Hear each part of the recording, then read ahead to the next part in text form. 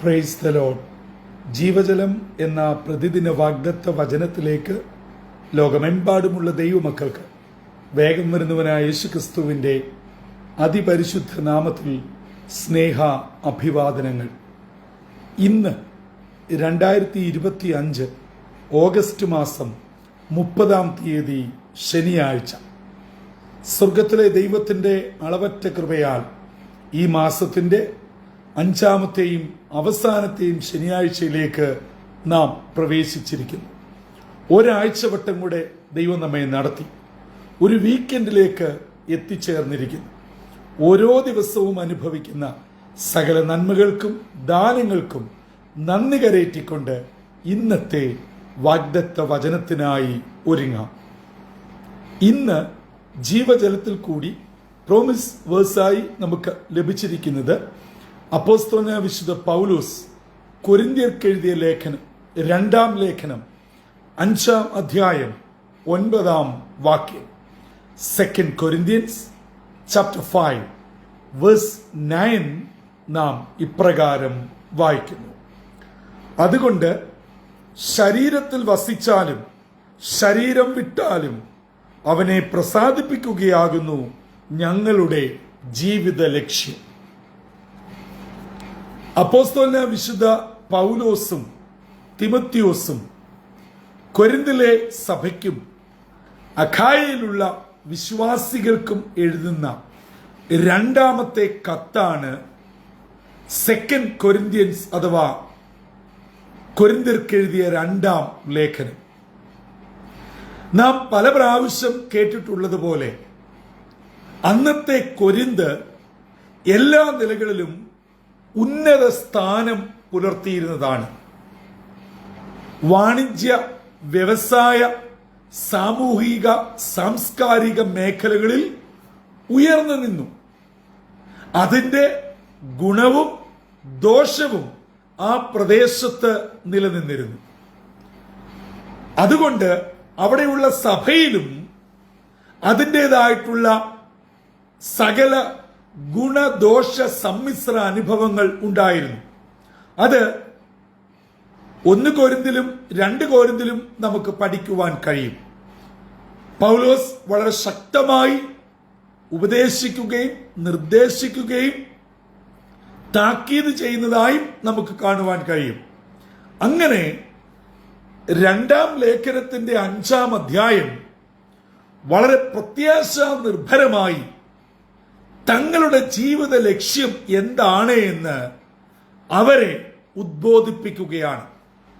നാം സാധാരണയായി 2 കൊരിന്ത്യർ 5-ാം അധ്യായം വായിക്കുന്നത് മരണവീടുകളിലാണ്. കാരണം അതിന്റെ തുടക്കം ഇങ്ങനെയാണല്ലോ: കൂടാരമാകുന്ന ഞങ്ങളുടെ ഭൗമഭവനം അഴിഞ്ഞു പോയാൽ കൈപ്പണിയല്ലാത്ത ഒരു നിത്യമായ വാസസ്ഥലം ഞങ്ങൾക്ക് സ്വർഗത്തിലുണ്ട്.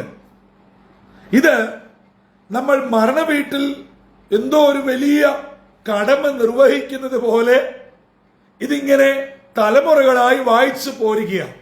സത്യം പറഞ്ഞാൽ നാം ജീവനോടെ സുബോധത്തോടെ ഇരിക്കുമ്പോൾ ആത്മനിറവിൽ പ്രത്യാശയോടെ വായിക്കേണ്ട ഭാഗമാണ് ഈ ഭാഗം.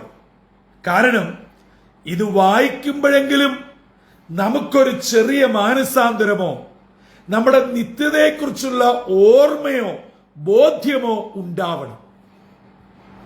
അതുകൊണ്ട് പൗലോസ് വളരെ ശക്തമായി പറയുകയാണ്, ഞങ്ങളുടെ ജീവിത ലക്ഷ്യം എന്ന് പറഞ്ഞാൽ ശരീരത്തിൽ വസിച്ചാലും ശരീരം വിട്ടാലും ഞങ്ങൾക്കൊന്നേ ഉള്ളൂ. അതെന്താണ്? കർത്താവിനെ പ്രസാദിപ്പിക്കുക. പ്രിയമുള്ളവരെ, ഇതൊരു വലിയ വെല്ലുവിളി നിറഞ്ഞ അനുഭവമാണ്. നമ്മുടെയൊക്കെ അവസ്ഥ എന്ന് പറഞ്ഞാൽ ഈ ഭൂമിയിൽ ജീവിക്കുമ്പോൾ കർത്താവ് പറഞ്ഞ ഉപമയിലെ ധനവാനെ പോലെ ജീവിക്കണം. എല്ലാ സുഖ സൗകര്യങ്ങളും, ആരോഗ്യം, സമ്പത്ത്, ഭവനം, മക്കൾ എന്ന് വേണ്ട കണ്ണ് നിറയരുത്, മനസ്സ് വിഷമിക്കാൻ പാടില്ല. ഒരു കുഴപ്പവും വരരുത്. 100 വയസ്സ് വരെ 40 വയസ്സുകാരൻ ഓടുന്ന പോലെ ചാടി ഓടി നടക്കണം.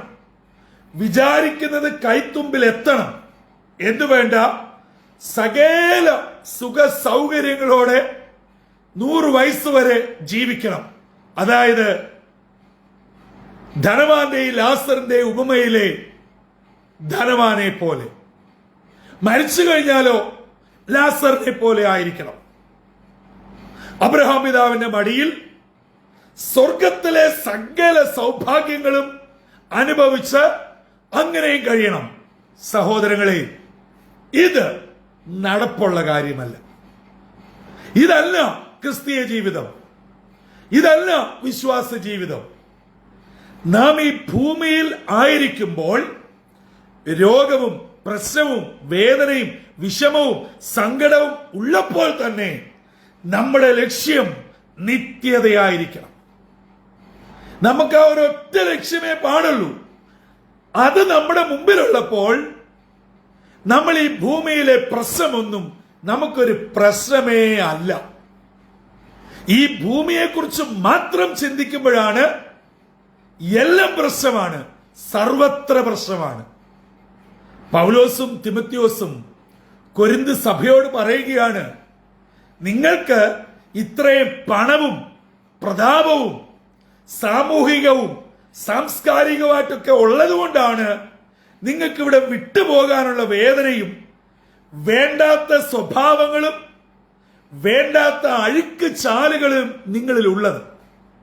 പക്ഷേ ഞങ്ങളോട് ചോദിച്ചാൽ ഞങ്ങൾക്ക് ശരീരത്തിൽ ഇരുന്നാലും കൊള്ളാം, ശരീരം വിട്ടാലും കൊള്ളാം, ഒറ്റ ഒരു ലക്ഷ്യമേ ഉള്ളൂ, ഞങ്ങളുടെ ദൈവത്തെ പ്രസാദിപ്പിക്കുക.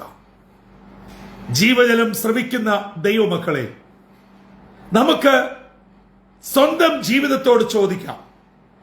2025 8 മാസം നാം പിന്നിടാൻ പോകുകയാണ്.